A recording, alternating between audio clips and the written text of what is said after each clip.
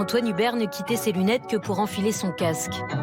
Un look de premier de la classe et un sourire permanent qu'il troquait une fois dans son baquet pour une détermination sans faille. Champion de France de F4 en 2013, la même année que son bac scientifique, il brillait depuis dans les formules de promotion jusqu'à son plus gros titre l'an passé, champion de GP3 pour sa deuxième saison. Monté d'un échelon en 2019, il courait désormais pour l'écurie anglaise Ardennes en Formule 2. Une 8e place au championnat à l'heure du drame, mais surtout 2 victoires marquantes. À Monaco, en mai dernier, pour 59 millièmes de seconde seulement, après avoir mené la course de bout en bout. C'était son premier Monaco. Puis un deuxième succès au Grand Prix de France, devant Juan Manuel Correa, blessé hier dans l'accident.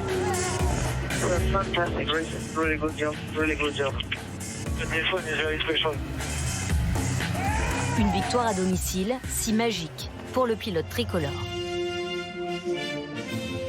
Une Marseillaise qui voulait dire beaucoup pour ce Lyonnais de 22 ans, membre de l'équipe de France FFSA et de la Renault Drivers Academy.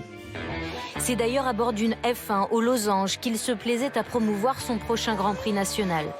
Un roadshow prévu en 15 dates, dont il était l'un des principaux acteurs.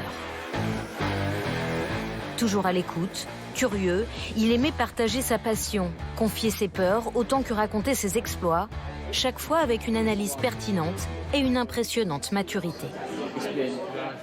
Antoine Hubert était un jeune homme discret, dans ce paddock qui s'unit ce matin autour de sa mère et son frère, face à ce drame survenu brutalement à 17h07 hier, en haut de ce raidillon aussi mythique que tragique.